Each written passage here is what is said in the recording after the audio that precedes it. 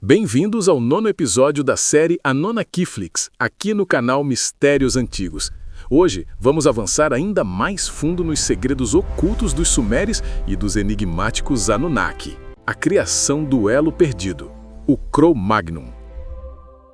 A Casa da Cura mergulhava em silêncio. O destino da humanidade estava preso a uma barreira invisível. Os Neandertais não podiam gerar descendentes. Ning-Xdida, com sua mente afiada, descobriu o mistério oculto. Na árvore da vida de Adão e Eva faltavam 2 ramos essenciais. Sem eles, a humanidade seria um jardim estéril. Foi então que ele ousou o impensável. Induziu Adão e Eva a um sono profundo, mais pesado que o torpor dos mundos, e diante do olhar atento de Enki e Nimar, realizou o que a Bíblia mais tarde chamaria de o mistério da costela. Da essência vital de Enki e Nimar, extraída de suas costelas, Ning-Xdida inseriu nas costelas de Adão e Eva o código esquecido da fertilidade. Não era uma cirurgia comum, mas sim uma aliança genética, uma ponte eterna entre criadores e criaturas. E quando despertaram, Ning-Xdida declarou: "Agora a árvore da vida em vocês está completa. De vossos ramos brotarão gerações incontáveis." Foi assim que o Cro-Magnon surgiu, o verdadeiro elo perdido, o humano capaz de gerar descendência, perpetuar a espécie e transformar a Terra em palco da história. O nascimento do Homo sapiens, o filho do céu e da terra. Do encontro entre a essência do céu, Nibiru, e a da terra, Apsu, nasceu não apenas um indivíduo, mas um novo ramo da humanidade, o Homo sapiens, o Cro-Magnon. Não por acaso a palavra elo perdido, que tantos cientistas procuram, encaixa aqui como peça de um quebra-cabeça milenar. Isso não se deu por mera seleção natural, foi uma inserção direcionada, uma engenharia que introduziu na linha geradora o que faltava para a vida florescer por si só. Mestres genéticos, caminhando entre o divino e o terreno, conduziram o processo. Enki sorriu satisfeito, Nimar se emocionou, Ning-Xdida teve a certeza, haviam recriado o destino. E então os sinais apareceram. Eva concebeu. Um ciclo humano completo transcorreu e, ao seu término, nasceu o primeiro filho gerado de forma natural pela nova humanidade, o marco zero da linhagem dos filhos da Terra. Os Anunnaki o chamaram Sete, símbolo de que a humanidade atravessara, enfim, o limiar da dependência artificial.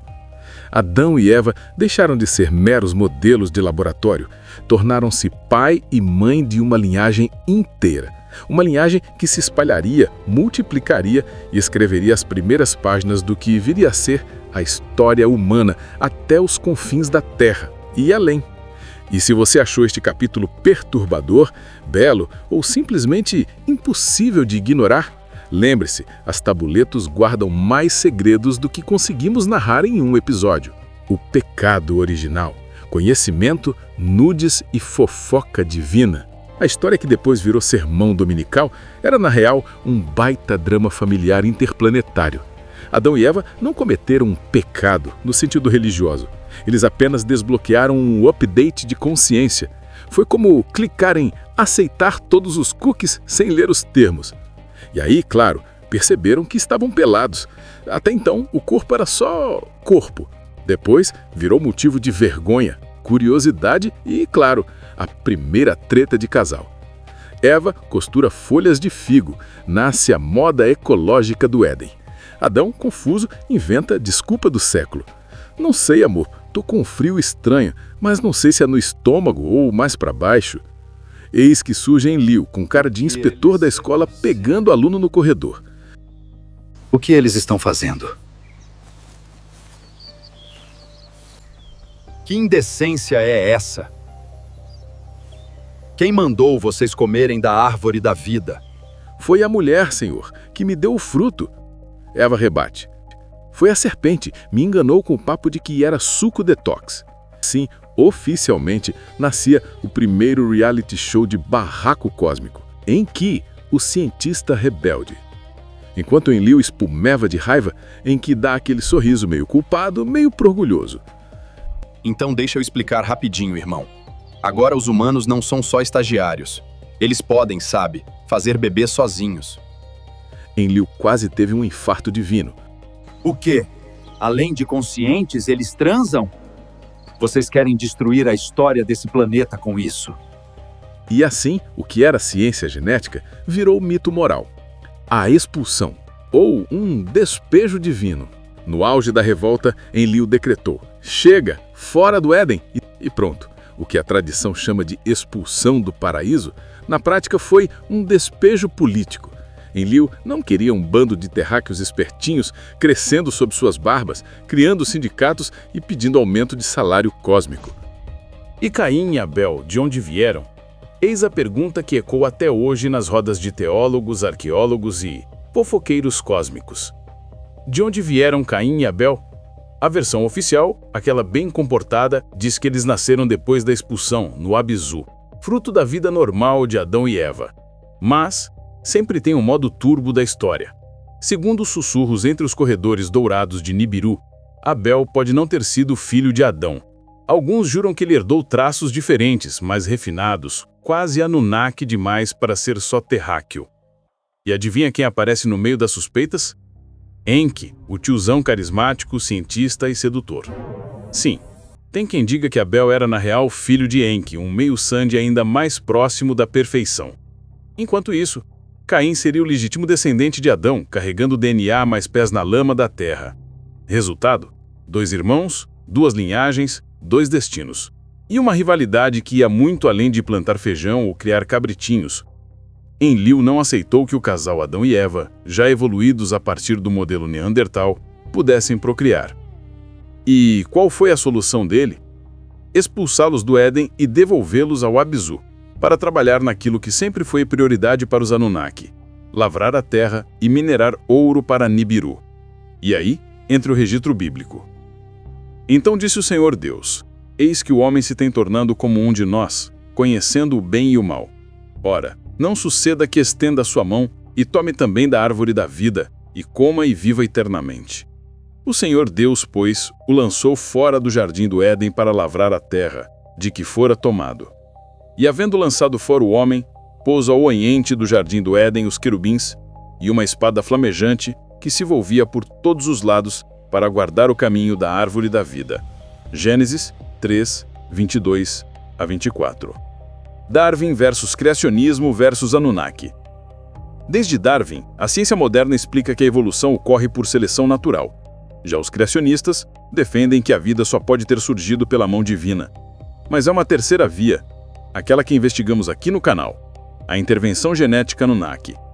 E é justamente aí que surge a grande pergunta: como saltamos do Neandertal para o Cro-Magnon e depois para o Homo sapiens sapiens em tão pouco tempo?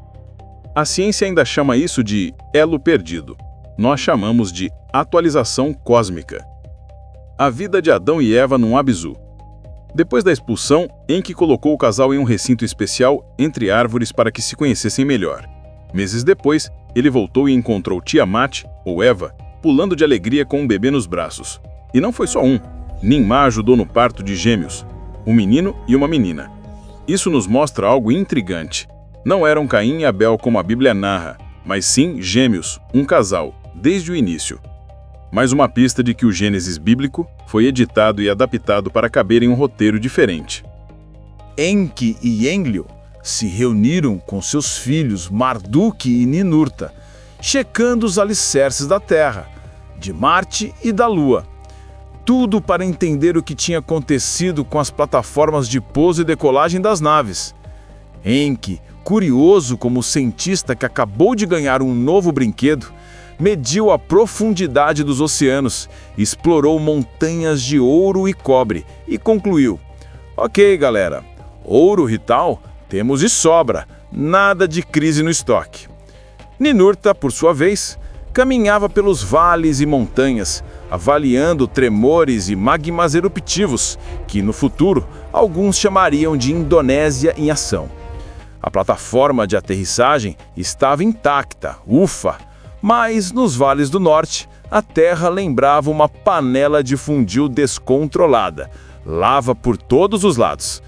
Enlil, sempre atento às fofocas planetárias, descobriu brumas de enxofre, metano, Chumbo, uma verdadeira sopa tóxica que poluía rios e florestas e até poços de betume. Não se preocupe, humanidade. Um dia, vocês encontrarão valor até mesmo aqui. E isso vai transformar o curso do seu mundo. Em Marte, Marduk se queixava. Ventos de poeira, tempestades, clima árido. Estou de volta à Terra, pelo amor de Nibiru. Enlil, voltando aos planos antigos, decidiu. Vamos criar um espaço-porto no Éden. Se Marte não ajuda, ao menos a Terra coopera. Passados 288 mil anos, desde a primeira expedição de Enki, o ouro finalmente partiria direto da Terra para Nibiru, sem escalas. E Nibiru suspirava de alívio, tipo, ufa, atrasados, mas pelo menos estão indo. Ninurta determinou que a cidade do metal, Bad Tibira, seria a base para os carregamentos celestiais. Enlil, orgulhoso, avisou a Anu. Vamos transportar o ouro direto. Mas precisamos de reforços e suplementos. Enki interveio com aquele olhar quem diz: Tudo bem, mas cuidado. O campo magnético da Terra é intenso. Se exagerar, até os veículos acabam entrando em pausa. E sugeriu: que tal usar a Lua como estação intermediária? E assim, Enki e Marduk partiram para a Lua. 3 voltas ao redor, capacetes de águia na cabeça, provavelmente inspirando os artistas egípcios do futuro a criar deuses com cabeças de animais. Desceram, observaram a face lunar marcada por cometas e concluíram: bom, se pensávamos em estação de passagem, a Lua não ajuda muito. Mas não se desanimaram. Enquanto admiravam o céu, a Terra, a Lua e o Sol, Enki anotava tudo: meses, anos, movimentos planetários, quase uma planilha cósmica do Excel, mas em versão intergaláctica. E entre uma medição e outra, ele refletiu. Interessante. A Terra não está pendurada em nada. Nada de disco plano, pessoal. Aqui é globo mesmo. Ponto para a ciência. Por 3 anos, eles permaneceram na espaçonave, observando, calculando, medindo, até que, enfim, compreenderam a dança dos planetas e das águas superiores e inferiores, e como o Sol separava a luz das trevas, provando que, no universo, até os deuses precisam estudar física celestial, não é mesmo? Enki e Enlil se reuniram com Marduk e Ninurta, checando os alicerces da Terra, Marte e Lua. Enki mediu oceanos, escalou montanhas de ouro e cobre e concluiu: nada de crise, ouro vital suficiente para todo o char. Ninurta inspecionou vales e plataformas de pouso, avaliando tremores e magmas que lembravam uma panela de fondue fora de controle. A plataforma estava intacta, mas os vulcões do norte diziam: aqui é Brasil antigo, cuidado! Enlil encontrou brumas tóxicas, enxofre, metano, chumbo, uma sopa química natural que no futuro se tornaria petróleo. Marduk, em Marte, reclamava: ventos, tempestades, nada cresce aqui, quero voltar à Terra. Enlil teve uma ideia: vamos criar um espaço-porto no Éden. Passados 288 mil anos, desde a primeira expedição de Enki, o ouro finalmente seguiria direto da Terra para Nibiru. Ninurta organizou Bad Tibira como centro de embarque. Enlil avisou a Anu: precisamos de suprimentos extras. Enki sugeriu a Lua como uma estação intermediária, menos esforço para os sagarros celestiais. Mas ao visitar, ele e Marduk perceberam: não rola. A Lua está toda marcada pelos cometas, muito risco de raspar o casco. Enquanto isso, Enki traçava 3 caminhos celestes para Nibiru. O caminho de Anu, superior, com 12 constelações, o caminho de Enki, por baixo, também com 12 constelações, e o caminho de Enlil, acima, mais 12 constelações. 36 constelações, contadas com precisão matemática, quase um GPS estelar. versão antiga. Marduk, mimado como adolescente cósmico, reclamava. Porque o poder não é meu. Enki, paciente, explicou a história toda. Os humanos evoluíram com apoio científico. E os recursos naturais sempre fizeram parte do planeta. Calma, seu tempo celestial vai chegar, disse Enki abraçando Marduk. Enquanto isso, Anu decidiu.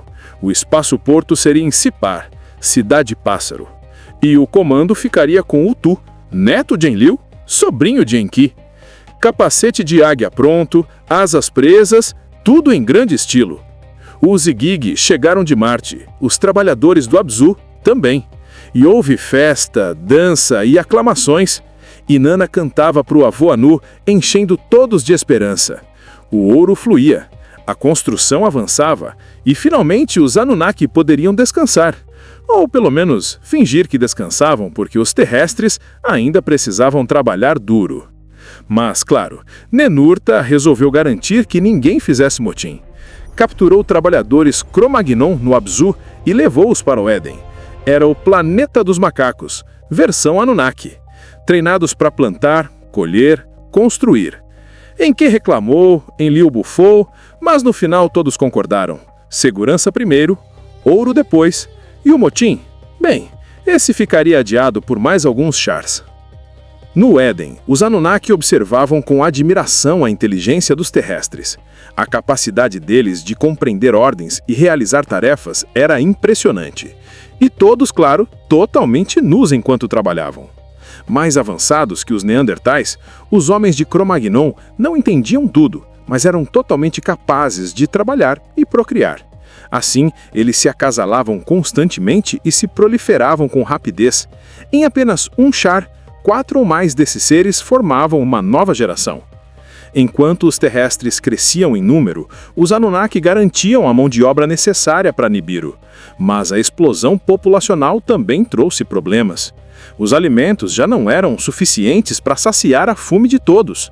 Sem cereais, sem criação de ovelhas, a escassez se espalhou por vales, colinas, cidades e hortas.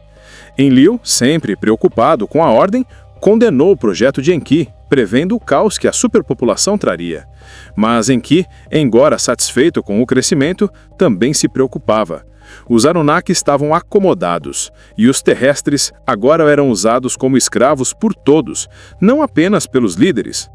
Com o tempo, Enki percebeu algo alarmante. A repetição contínua das cópulas entre os terrestres estava degenerando suas capacidades intelectuais. Era como um exemplo extremo de consanguinidade, como vemos no famoso caso do rei Carlos II da Espanha, cuja genética tão desordenada gerou deformidades e problemas de saúde. Enki, então, teve uma ideia ousada, um upgrade evolutivo.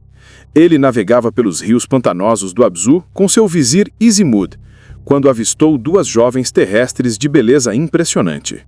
Um impulso divino, digamos, se manifestou.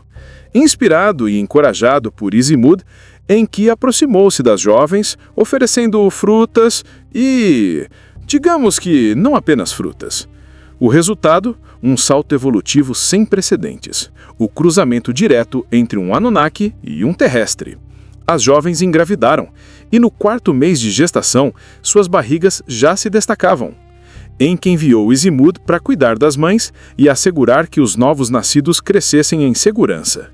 No nascimento, uma criança era menino, a outra menina, ambas cheias de graça. Enki exultou. Finalmente um novo tipo de terrestre dotado de inteligência superior, capaz de compreender rapidamente o mundo a seu redor. A menina recebeu o nome de Titi, uma com vida, e o menino, Adapa, o enjetado.